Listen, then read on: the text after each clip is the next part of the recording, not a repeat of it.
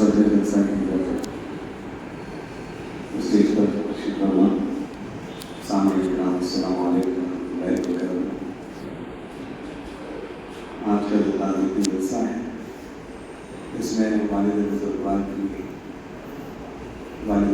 سے متعلق بہت ساری باتیں ہیں۔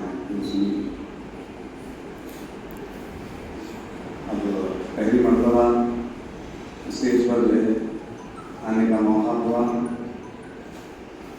جبکہ والد صاحب گزر چکے ہیں۔ آج صبح میں جلسے میں آنا ہے کچھ کہنے کا ہے تو میں جو 4 لائن لکھا میں اپنی طرف سے ذہن میں اشعار ہے جس کا ہے کہ زمانے کو تقویٰ بتا کر گئے، زمانے کو تقویٰ بتا کر گئے، عملی نمونہ دکھا کر گئے، مجھے ایک نصیحت جتا کر گئے، خدا پر بھروسہ سکھا کر گئے۔ والد صاحب نے ایک ربائی کہی تھی، وہ ہمیشہ بہت ساری باتیں حکایتوں پر نصیحتوں پر مبنی ہوا کرتی تھی کہ شاعری اور بھی نثر نظم تمام چیزیں ہم کو جو مزاح کے ساتھ ساتھ اسلامی باتوں اور قرآن اور حدیث کی روشنی پر ان کی تمام باتیں مبنی ہوتی تھی۔ بہت سارے لوگ اس استفادہ کیے، اس میں میں بھی ہوں، چونکہ بہت کم محفلوں میں رہا بابا کے ساتھ، کچھ معاشی تربدوں میں مصروف رہا، زندگی میں 25 سال جو ہے میں اردو ادب سے دور رہا، ایک عبارت کو صحیح طور سے پڑھ نہیں سکتا تھا، مگر اللہ تعالیٰ جو ہے ان کی دعاؤں کا نتیجہ یہ رہا کہ آج میں اردو کا مدرس بن گیا۔ یہ ایک میرے لیے ہی نہیں بلکہ ہمارے سارے خاندان کے لیے ایک حیرت انگیز بات ہے۔ تو کہنا یہ چاہ رہا تھا کہ ربائی کی جو ہے میرے ذہن میں ہے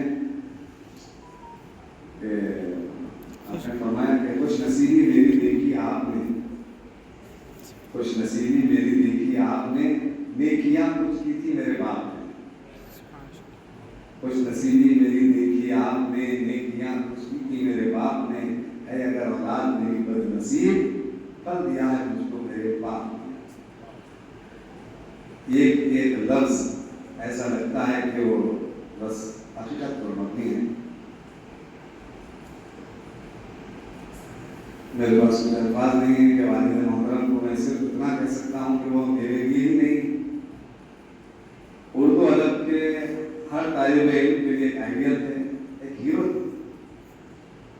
ہر پہلو زندگی کے ہر پہلو کبھی جو ہے وہ ایک معلم نظر آتے تھے، کہیں وہ ایک ہیرو نظر آتے تھے، ڈریسنگ کرتے تھے اتنی اعلیٰ معیاری لباس پہننا اوڑھنا ان کا مشغلہ تھا، گھوڑ سواری کا شوق، تحریر تقریر نظم نثر، حتیٰ کہ اصناف سخن کی ہر صنف پر تبازمائی کی ہے والد محترم، اور مجھے تو بہت کچھ سکھائے وہ شاعری،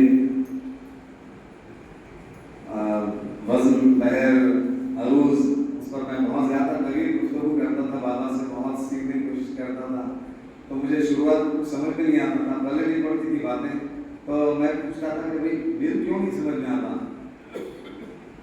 تو بولتے تھے کہ یہ ایک وجدان ہے، وہ خدا کی طرف سے کبھی نہ کبھی کھل جائے، اور واقعی وقت آیا کہ وہ سمجھ میں آنے لگا اور کھلنے لگا۔ پھر میں مرزا غالب کے اشعار پڑھتا تھا، ان کو سناتا تھا بابا، تو بہت خوش ہوتے تھے۔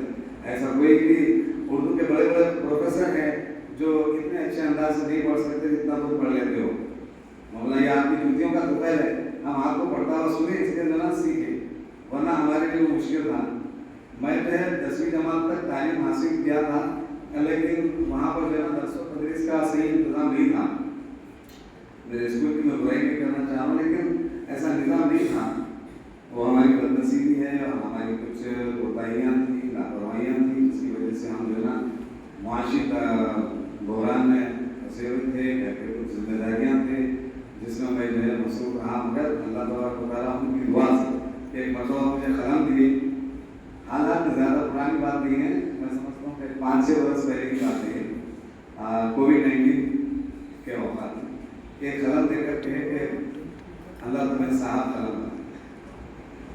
तो मैं महसूस किया उनकी दुआओं का नतीजा ये रहा कि कुछ लिखने और पढ़ने की काबिलियत मेरे अंदर उजागर हुई। ये उसी दुआ का नतीजा है। बस अल्लाह तबारक। आज मैं बता रहा हूँ आप तमाम के सामने कि मैं एक लफ्ज़ बोल नहीं सकता था, किसी से उर्दू में बात करना, सही तौर से बात करने का ढंग नहीं था मेरे अंदर। कुछ कह सक रहा हूँ, कुछ अपने ख्यालात का इजहार कर सक रहा हूँ।